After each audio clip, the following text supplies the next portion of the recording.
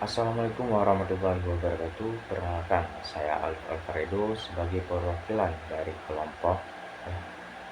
Pada kesempatan kali ini, kami akan mempresentasikan hasil proyek kami yang berjudul Rencana Eksekusi dan Monitoring Proyek Lomba Tafis Tingkat Kecamatan.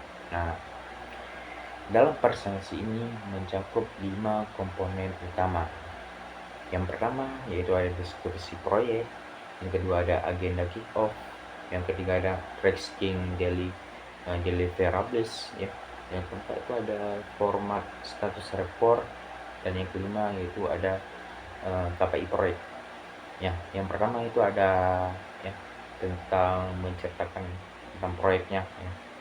Proyek apa yang kami kerjakan? Proyek kami adalah penyelenggaraan lomba tafis tingkat kecamatan dengan 2 kategori lomba, yaitu yang pertama yaitu 1 juz dan yang kedua yaitu 5 juz. Adapun tujuan dari proyek ini adalah sebagai berikut, ya. Yang pertama itu menyediakan wadah bagi para penghafal Al-Quran di tingkat kecamatan untuk menampilkan kemampuan terbaiknya. Jadi di sini menyediakan wadah bagi para penghafal Al-Quran. Yang kedua yaitu menjadi ajang pembinaan dan seleksi sebelum peserta mewakili kecamatan tingkat kabupaten. Nah, di sini ada dari ajang seleksinya. Yang ketiga, yang tak lain yaitu menghidupkan kembali semangat syiar Al-Quran di masyarakat. Nah, selanjutnya yaitu ada deliverables utamanya.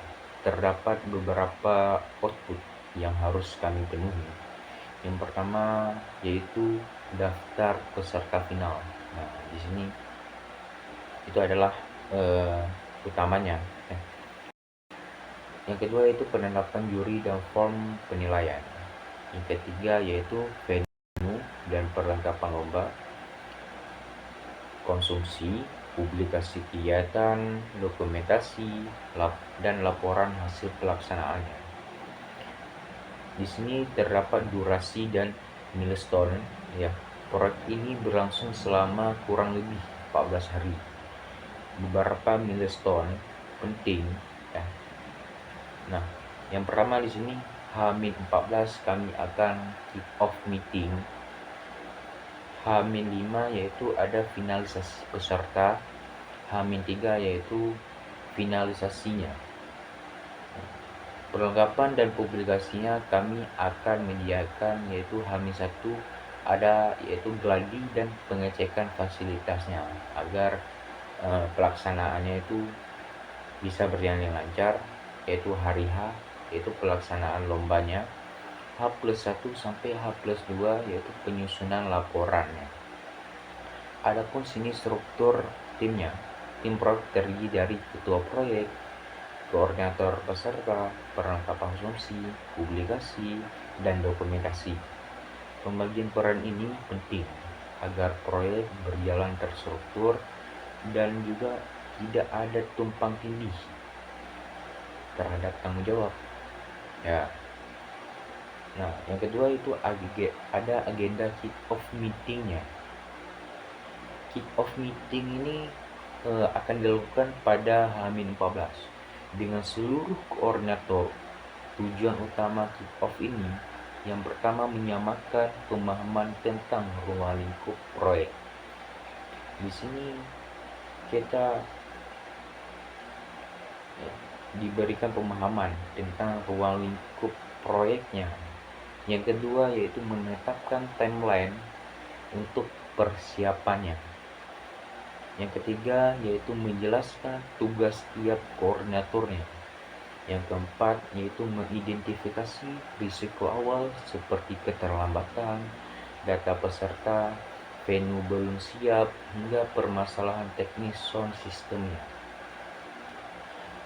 Selanjutnya agenda kick-off-nya. Total waktunya itu sekitar 60 menit untuk agenda kick-off, dibagi dalam beberapa tahap biasanya. Yang pertama itu ada pembukaan, ya, dan atau perkenalan di sini. Di sini durasinya selama 10 menit, pemaparan tujuan dan ruang lingkup, yaitu durasinya 15 menit. Penjelasan tugas tiap koordinator itu durasinya selama 20 menit. Identifikasi risiko awal durasinya 10 menit. Penutup biasanya itu 5 menit. Nah, output dari kick-off ini berupa notulen, timeline final, serta daftar risiko awal. Yang ketiga yaitu ada tracking deliverables. Agar persiapan berjalan lancar, kami membuat tabel deliverables berisi peak, target waktu, dan juga statusnya. Contohnya bagaimana?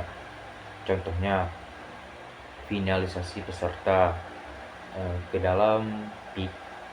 Terus ada juga koordinator peserta, tugasnya itu ya akan menyampaikan target H-5 itu ada membuat status on tracks, terus ada venue dan perlengkapan.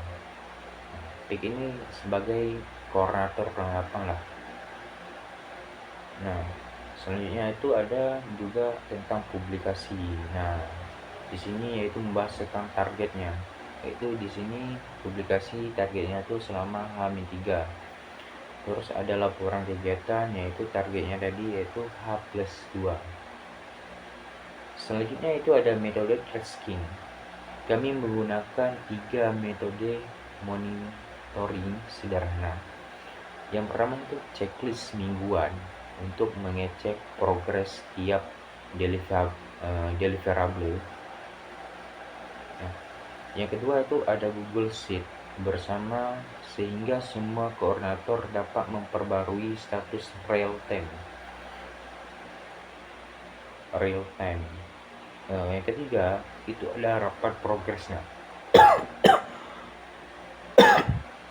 Di rapat progres ini singkat ya, pada H-7 dan H-3 sebelum status report dikirim ke pihak terkait. Metode ini dipilih karena ringan, mudah, dan sesuai dengan skala proyek yang tidak terlalu besar. Yang keempat, itu ada format status reportnya. Nah, status report ini kami susun agar ringkas dan mudah dipahami. Laporan dibuat pada H-7 dan juga H-3. Nah, isi dari status report itu ada beberapa yang mencakupnya. Yang pertama itu ada ada project overview, yaitu ringkasan tujuan proyek. Yang kedua itu ada progress summary, yaitu status umum dan presentasi progress. Yang ketiga ada completed tasks. Yang keempat ada ongoing tasks. Yang kelima yaitu next tasks. Yang keenam itu ada isu dan risk beserta mitigasi. Yang ketujuh yaitu ada status milestone. Yang ke-8 yaitu yang terakhir catatan tambahan. Dengan format ini pihak kecamatan atau pihak terkait bisa memahami kondisi proyek dengan cepat tanpa harus membaca laporan panjangnya. Yang kelima yaitu ada KPI proyek. Kami menetapkan 5 KPI utama untuk mengukur keberhasilan suatu proyek yang kami rancang. Yang pertama yaitu ada ketetapan waktu dan pelaksanaan. Mengukur kesesuaian jadwal rencana dengan realisasi. Targetnya itu lebih 90% agenda tepat waktu. Yang kedua yaitu ada kehadiran peserta, yang paling diutamakan juga, yaitu presentasi peserta hadir dibanding yang terdaftar. Nah, untuk targetnya sendiri, kami itu ada punya target 95%, lebih dari 95%. Yang ketiga yaitu ada kepuasan peserta. Survei skala yaitu 1-5 tentang kenyamanan, fasilitas, dan juga konsumsi. Target rata-rata yaitu 4 lah, lebih dari 4. Yang keempat itu ada kesiapan perlengkapannya. Nah, ketersediaan perlengkapan sesuai kebutuhan pada H-1. Nah, target 100% kami itu siap. Yang kelima yaitu ada di sini kelancaran teknis.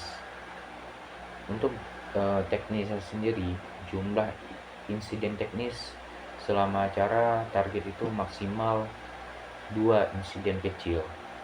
Nah, yang berarti di sini adalah insiden teknis selama acara ya. Nah, KPI ini juga membantu kami mengevaluasikan keberhasilan proyek secara objektif. Nah, mungkin cukup ini yang dapat saya sampaikan dari penjelasan laporan terkait proyek yang kami buat. Demikian presentasi dari kelompok kami mengenai rencana juga eksekusi dan monitoring proyek lomba tangkis tingkat kecamatan ya, dengan perancangan yang terstruktur juga, tracking yang jelas dan KPI yang terukur. Kami berharap proyek ini dapat berjalan dengan baik dan mencapai tujuan yang diharapkan. Saya akhiri, wabillahi taufiq wal hidayah. Assalamualaikum warahmatullahi wabarakatuh.